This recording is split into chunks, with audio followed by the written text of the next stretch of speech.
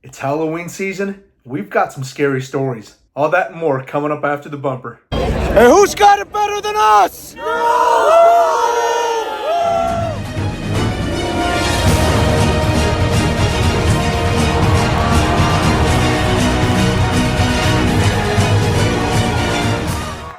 Welcome back to Jersey Head University, the intersection of authentic sportswear and passionate storytelling. We're working hard to create quality content for all the major sports leagues and really aspire to be the de facto resource for all things related to sports jerseys. Consider supporting our channel by running the triple option, subscribing, liking, and commenting on today's video. So there's a lot of TV shows out there that have Halloween specials, and I figured, why not this channel? So here's the cold hard truth. No matter what hobby or niche you're in, at some point, you probably dealt with some bad eggs. So in this video, we're gonna go over 3 horror stories that I've personally experienced in my journey of jersey collecting. Plus, I figured, what better time to share spooky stories than on Halloween? Okay, by the time I upload this, it's probably gonna be after Halloween, but point is, I recorded this episode on Halloween, so we'll still count it. And hey, if the Simpsons can get away with airing their Halloween specials after Halloween, I think we'll be okay. All right, here we go.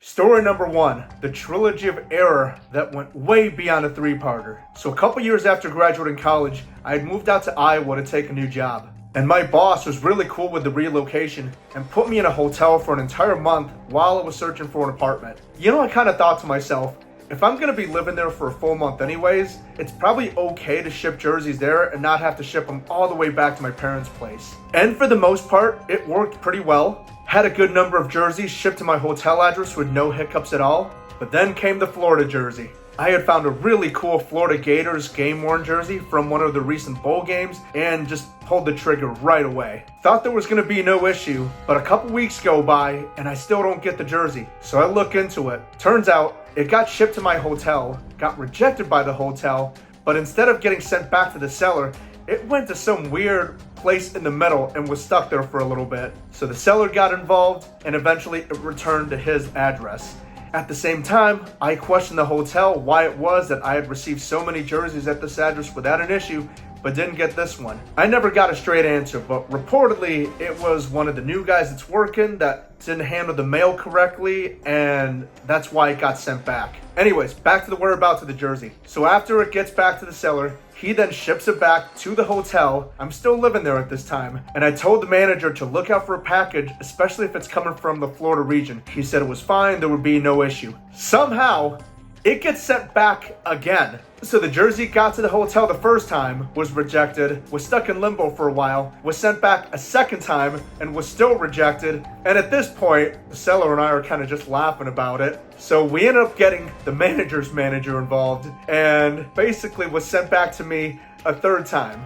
And luckily, this third time when they tried to send it back, it did work out for the most part, received the jersey, but man, like, it was a horror story turned into a comedy. I'm happy I got that jersey in the end. That specific jersey, I still have in my collection. Moral of the story, guys, if someone else is handling your mail before it comes to you, make sure you give them clear instructions, especially if it's at a hotel or another place you're only staying at temporarily, because if they do the wrong things on the back end, it probably will get sent back to the seller, and it's a headache that nobody wants to be a part of.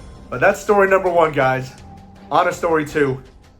Story number 2 involves a Walter Payton jersey, very similar to the one that I have on right now. If you guys have ever been on a work or school travel for an extended period of time, you probably had family members, probably your parents, that handled your mail while you were gone. In my case, I was actually on the other side of the world working an internship, so I was still buying and selling jerseys while I was gone. And the Walter Payton jersey was among those jerseys that I sold. Naturally, my parents were doing all my mailing for me. Here's the problem though. Unless they're collectors themselves, most family members would not know the difference between a replica jersey, an authentic jersey, game worn, etc. What happened in this situation was, I had sold a Walter Payton authentic jersey, and my dad sent out a Walter Payton replica jersey instead. He was a great player, you know? It's not all that uncommon for a collector to own multiple jerseys of one player. But anyways, so this jersey gets sent out, and a couple days later, I get a message from the buyer saying, hey, you sold me an authentic jersey and you shipped out a replica jersey. So he sent me the photos, and indeed, he had received the wrong jersey. So I told him, hey, no big deal. Just send it back and, we'll get the right jersey sent out for you. Problem was, when this replica jersey came back, there were so many damn stains on the whole garment. Like, I didn't even know what to do. Like, this guy had clearly worn it out maybe a couple times, and like the whole thing was wrinkled. There were stains all over it. Some of the stains looked like it came from food, which was kind of hard to wash off. Didn't help that it was a white jersey. In my case, because I was so young at the time, plus it was halfway around the world, it was kind of hard to dispute this and everything because I didn't even see how bad of a condition the jersey was in until I finally got back home. So, moral of the story, if you have family members or relatives that are taking care of your mail while you're gone, especially if they're shipping out stuff for you, make absolutely sure that they're shipping the exact item, because when it comes to sports jerseys, there's a very good chance you might have multiple styles of a particular player or a team. And secondly, know your item's condition before you ship it out. That means crystal clear pictures, clear descriptions in the item listing, so that if someone does wear that jersey and ship it back in a used condition, now you can make a dispute over it. Alright, on to story number 3.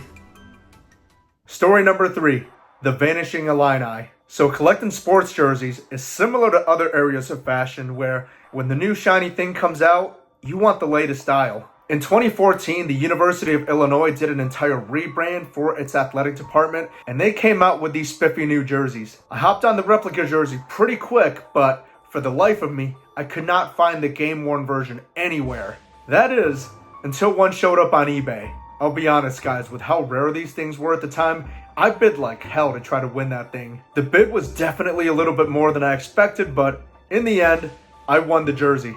So all I have to do now is pay and wait for the jersey to show up at my door, right? After a couple days, I saw that it had gotten to my P.O. box, so I went to go get it, and to my surprise, the only thing in the package was the certificate of authenticity. I was like, where the hell is my jersey? Why are they just shipping me a piece of paper? So I thought maybe they had shipped the certificate and the jersey separately. I emailed them and they told me no, everything was shipped together. So this was a little bit fishy. There was a couple back and forth emails. Honestly, at this point, I was getting really frustrated, but they could not find the jersey anywhere. According to them, they had shipped the certificate and the jersey together, all in one box. But what I got was a large envelope that just had the certificate and no jersey.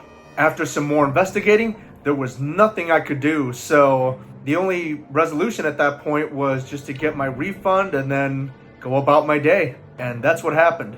That is until January of 2022. Alright, so at this point, 8 years have gone by. This thing was long behind me. But lo and behold, I was on eBay and that same damn jersey with that same damn bowl patch pops up. So I sent the seller a pretty friendly note just saying, hey, just out of curiosity, I'm just wondering what the history is behind this jersey. He did respond, but I don't really remember what he said. And then I followed that up with, oh, okay, that's cool. I told him this looks like the exact jersey that I bid on a couple years ago. I have no idea what happened. This is all water under the bridge now, but hey, if you know any history about, this jersey, how you got it, I would love to know. And this guy just left me on red. Now here in the US, tampering with other people's mail is illegal, and I think that's true in a lot of other countries. I don't know what happened in this situation. I don't want to jump to assumptions, but it is really fishy that years back I had bought a jersey, only the paperwork came with it, and 8 years later, somehow, it ends up on the open market and someone is just selling it. So, was this intercepted at some point by some bad actor? Who the heck knows?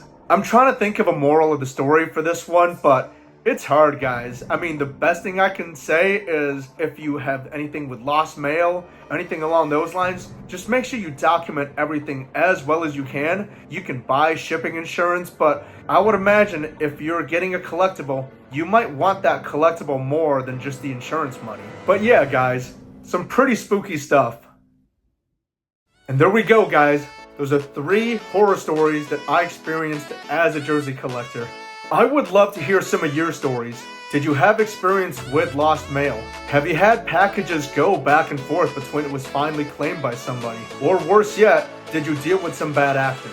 I think the overarching theme here is sometimes things are just out of our control, but through good communication and documentation, You can avoid a lot of the headaches that we experience every day with our mail. And certain things like tracking numbers and shipping insurance could save you a ton of money down the road. Anyways, that'll do it for this episode. Be sure to subscribe, like, comment, and turn on notifications for all the latest updates. Alright, we'll see you in the next one.